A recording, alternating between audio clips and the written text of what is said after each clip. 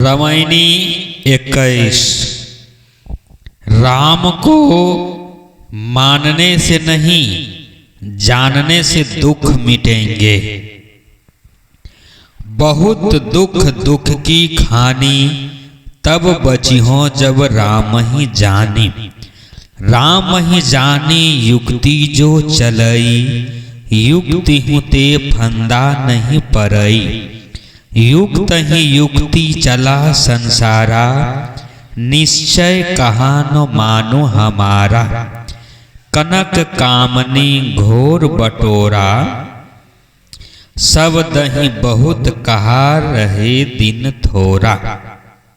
थोरी संपत्ति गौ बौराई, धर्म राय की खबर न पाई। देखी त्रास मुख गौ कुंभिलाई, अमृत धोखे गौ विष खाई। मैं सिरजौ मैं मारों, मैं जारों मैं खाऊं। जल थल महिया रमी रहों, मोर निरंजन नाव। सदगुरु कबीर साहेब जी कहते हैं, विषयाशक्ति एवं बेसमझी को दुखों की खानी बतलाते हैं। खानी कहते हैं किसी चीज के उत्पत्ति स्थान को। विषयाशक्ति में केवल दुख ही उत्पन्न होते हैं, इसलिए वे 3 बार दुख का नाम लेते हैं। बहुत दुख की खानी। किसी बात पर जोर डालने के लिए उसे 3 बार कहा जाता है। असंतोष सबसे बड़ा दुख है और इसका मूल विषयाशक्ति है। विषय भोगों में, मोह ममता में आसक्ति ही सब दुखों का जड़ है। विषयाशक्ति के वशीभूत होकर ही जीव जन्म मरण के चक्कर में घूमता है और संसार के सारे दुखों को सहता है।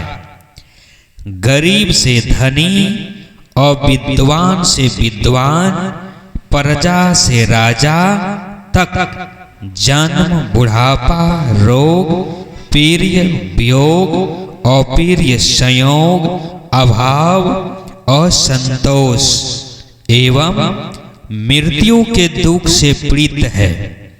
इसलिए सद्गुरु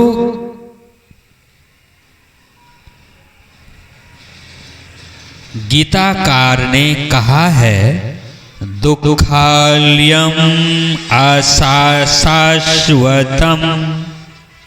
अर्थात संसार दुख का घर और क्षणभंगुर है। शास्त्र तो तत्व की छाया है।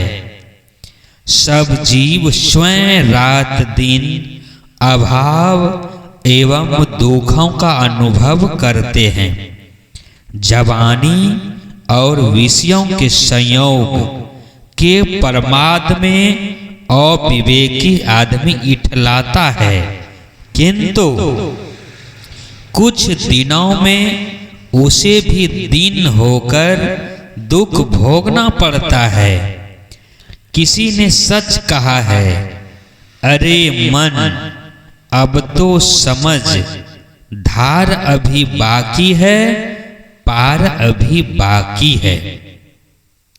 जीत की हार अभी बाकी है।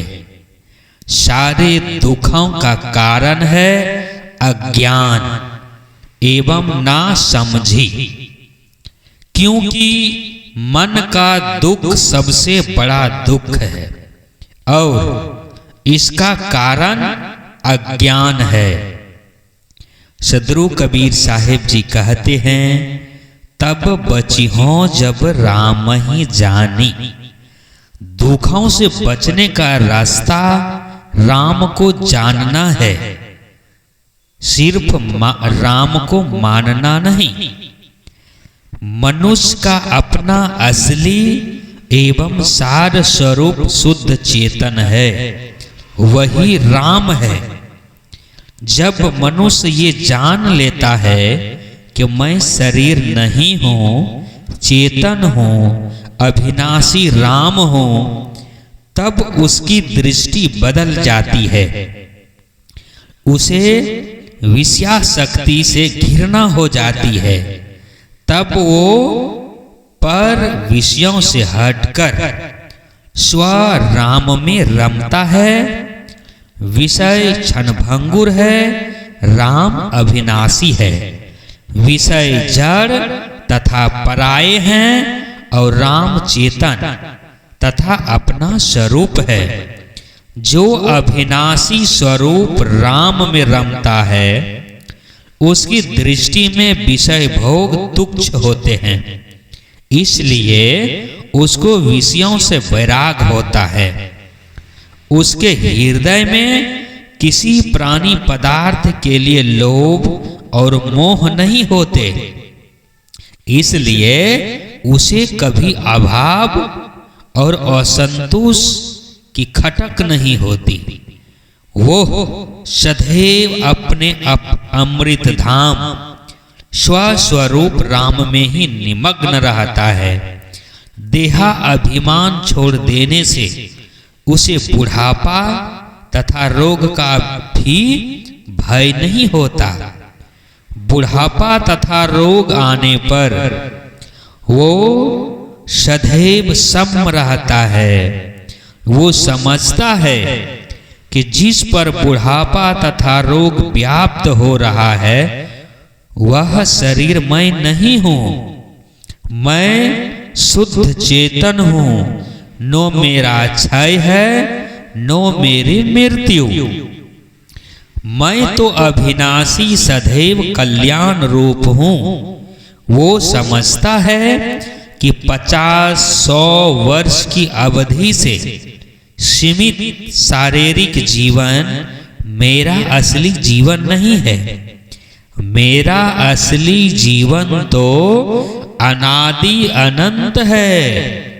श्री पूरन साहेब के वचनों में वो अपने को समझता है, तू अविनाशी सुख में कहिए। इस प्रकार राम को जानने पर ही दुखों का अंत हो सकता है, सिर्फ राम को मानने से नहीं होगा। राम ही जानी युगति जो चलई, युगत ही ते फंदा नहीं परई। सदगुरु कबीर साहेब जी यहाँ केवल राम को जानने की बात नहीं करते, किंतु राम को जानकर युक्ति पूर्वक चलने को कहते हैं। युक्ति के अनेक अर्थ हैं।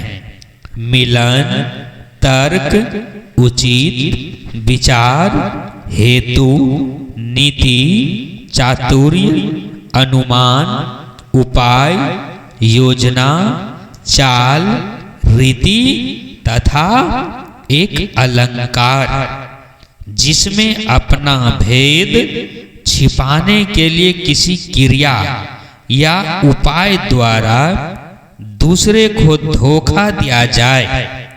इस अलंकार के संदर्भ में कहा गया है, युक्ति प्राय छलात्मिका, अर्थात युक्ति प्राय छलपूर्ण होती है।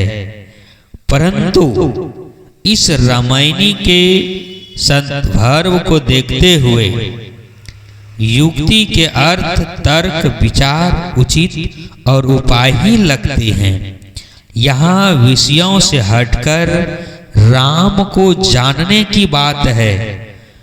इसमें तर्क तो चाहिए ही। सदगुरु कबीर का राम कोई व्यक्ति विशेष नहीं, किंतु उस सबका आत्म स्वरूप है। ये तर्क युक्त बात है।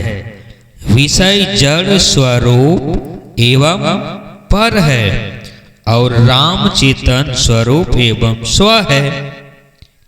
ये विचार उचित का अर्थ है ठीक ठाक संतुलन एवं अपनी दशा में रहना, राम को जानने का मतलब है स्वरूप को जानना, और युक्ति से चलने का अर्थ स्वरूप स्थिति की दशा में रहकर चलना। युक्ति का अर्थ है उपाय, जो बहुत चर्चित है, जो बहुत प्रचलित है। कठिन काम भी युक्ति एवं उपाय से करने पर समाज सहज हो जाता है, और बिना युक्ति के सरल काम भी कठिन हो जाता है। ये युक्ति और उपाय का ही फल है, जो हजारों तथा लाखों मन का वजन लेकर ट्रेन, हवाई जहाज, जल जहाज एवं बसें दौड़ती रहती है। बेतरीके 4 किलो वजन लेकर चलना भी कठिन हो जाता है। युक्ति से बात करने पर बिगड़ा काम बन जाता है, और बिना युक्ति से बात करने पर बना काम बिगड़ जाता है। हाथ तथा छुरी में तेल लगाकर कटहल की सब्जी बनाने से उसका लस्सा हाथ तथा छुरी में नहीं लगता, और बिना उपाय के यों ही कटहल की सब्जी बनाई जाए तो हाथ और छुरी दोनों लसफस हो जाएंगे। कांटों के झुंड में फंसे हुए अपने वस्त्रों को युक्ति पूर्वक ही छोड़ाया जा सकता है। जोर से जल्दबाजी में खींचने से वस्त्र फट जाएंगे। अनादि काल से जीव विषयों में फंसा है। अपने स्वरूप का ज्ञान हो जाने पर भी कोई हठ पूर्वक बंधनों से नहीं छूट सकता। युक्ति पूर्वक उपाय से चलने पर ही जीव बंधनों को तोड़ सकता है। युक्ति से मोटे मोटे पेड़ भी काटकर गिरा दिए जाते हैं, और बिना युक्ति के हठ पूर्वक एक छोटा पौधा उखाड़ने में कठिन हो जाता है। राम को स्वरूप को जान लेने पर युक्ति पूर्वक चलकर जीव अपने को बंधनों से जीवन भर बचाए रख सकता है। युक्त हूँ ते फंदा नहीं परई, ये वचन बहुत वजनदार है। युक्त ही युक्ति चला संसारा, निश्चय कहानो मानो हमारा। संसार के सभी लोगों को यह अहंकार है कि हम तर्क विचार उपाय एवं संयम से ही चल रहे हैं, अर्थात हम युक्ति पूर्वक एवं ठीक ही चल रहे हैं। परंतु यदि लोग ठीक ही चल रहे हैं तो उनके जीवन में दुख क्यों है? सबको अहंकार रहता है कि हमसे होशियार कोई नहीं है, जो है सब हम ही हैं, सब ठीक है। तो फिर जीवन में दुख कलह कलेश क्यों रहता है, अशांति क्यों रहता है? यदि आदमी को सच्चा ज्ञान हो जाए और उसी ज्ञान के मुताबिक जीवन में आचरण करे तो वह दुखी नहीं हो सकता।